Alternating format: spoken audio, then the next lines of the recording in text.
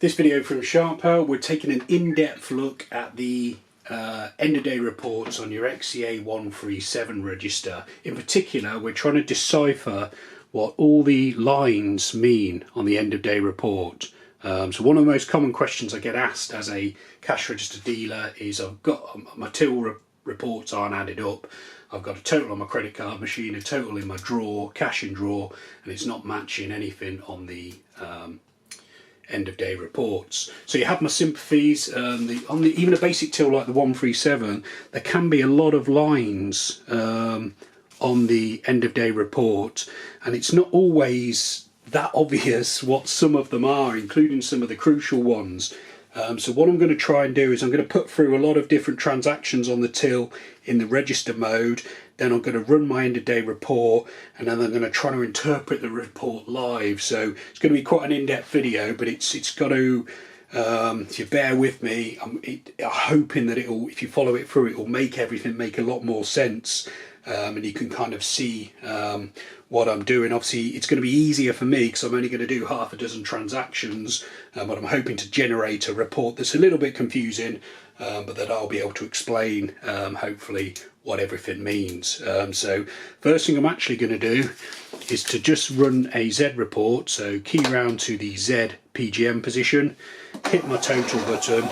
I'm just doing this to prove to myself and to you guys that the report's back to zero. So for the purposes of this video, we can ignore the GTs. So these are the grand totals. They can be a bit confusing, and I've got a video showing you how to remove them from the report, which I'll put a link to at the end of this video.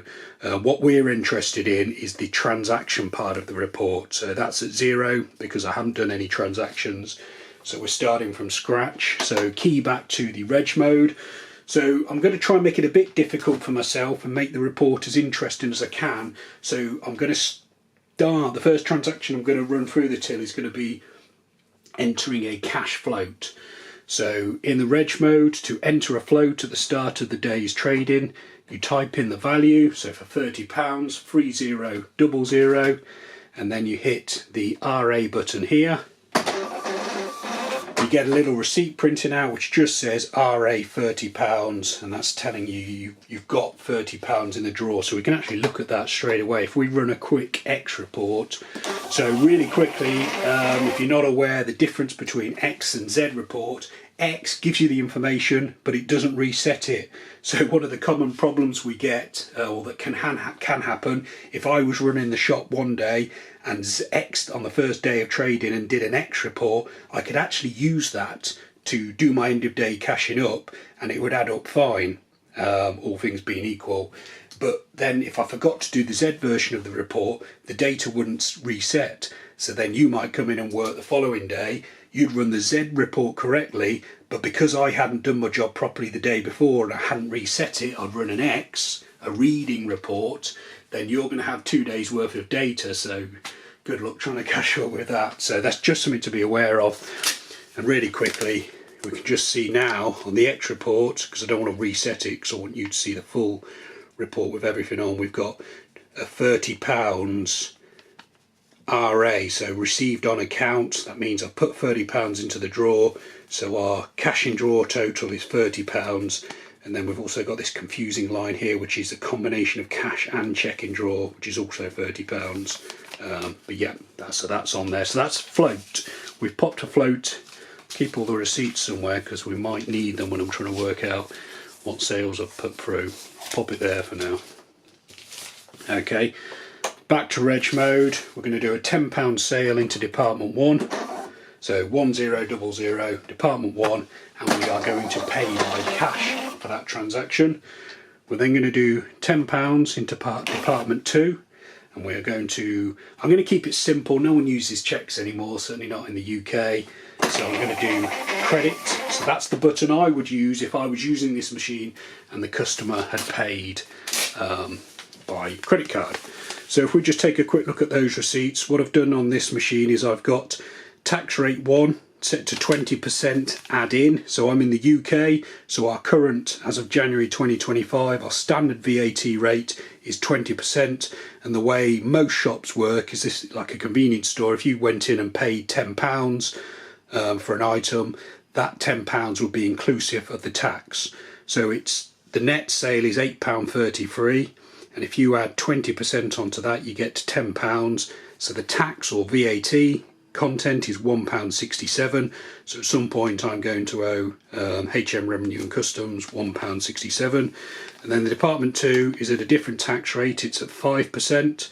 So we've got the sale down here, £10 Department 2, net sale £9.52. Our second tax rate is at 5%. So if we add 5% onto £9.52, we come to £10. So our tax or VAT content is 48. And if you just note the titles of those, we've got Tax 1 ST, VAT 1, Net 1, and then Tax 2, VAT 2, Net 2, and we've got sales through 2 departments, 1 cash and 1 credit.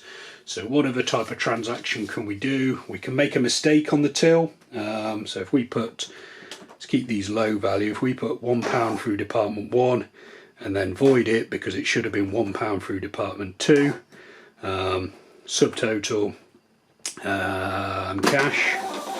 So you have to bear with me at the end because I'm definitely going to get some mathematical adding up wrong at some point, but hopefully you'll be able to follow it enough so you can see what everything on the end of day report means. We can also do a discount. So again, if we pop £10 through, let's use Department 3 just to keep it simple, and then we'll do a 10% discount, so £1. We'll cash that sale off. So we've done a void. We can do a no sale, so that's just opening the drawer without putting in an actual transaction. I think we can do a non-add reference number on this machine, so that's where you'd add a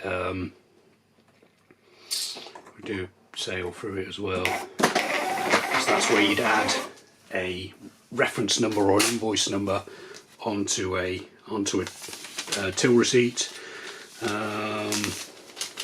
I think that's probably enough. We've got a few different transactions, we've got a couple of different methods of payment, and we've got a float in there now. So what I'm now going to do is run the end of day report, and I'm going to try and decipher it. So ZPGM, so this is my end of days trading, so the figures that appear here should match the sales that I've just put through.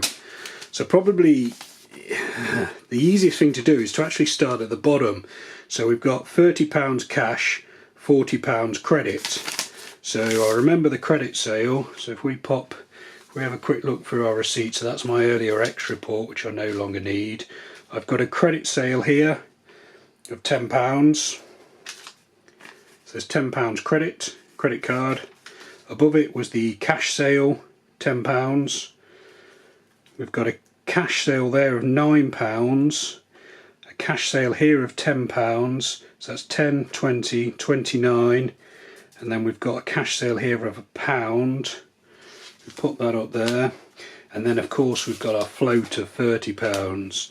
So £30 cash because that's what we've actually sold, £10 credit, and then the cash in draw is at 60 because it's the cash sales plus the float. And then this weird line here is a combination of cash and check in draw. I'm never 100% sure why they do that, but that's the same amount. I guess it's all the totals that aren't on the card machine, what should be physically in the drawer. Okay, so that's the bottom of the receipt, so we know we've got the right amount of money. If we now look at the top, again, we're ignoring the GTs. We've got here DO1, DO2, DO3. These are simply the codes for the departments.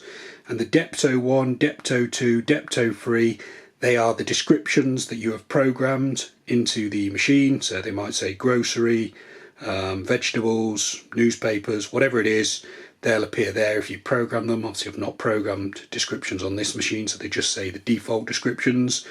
This 2Q, 1Q, that's the quantity, that's the amount of times I've sold something through that particular department. And the figure beneath it is the value put through that department. So 20, 31, 40, 40 is the total. So this department total is 5, quantity, and then the 40 there. More of that very shortly. So then we've got a tax breakdown, is that the best one to look at next? Tell you what, let's just double check that that £40 is correct. Can we get that to add up? There's something wrong with that, and my brain is just slowly catching up.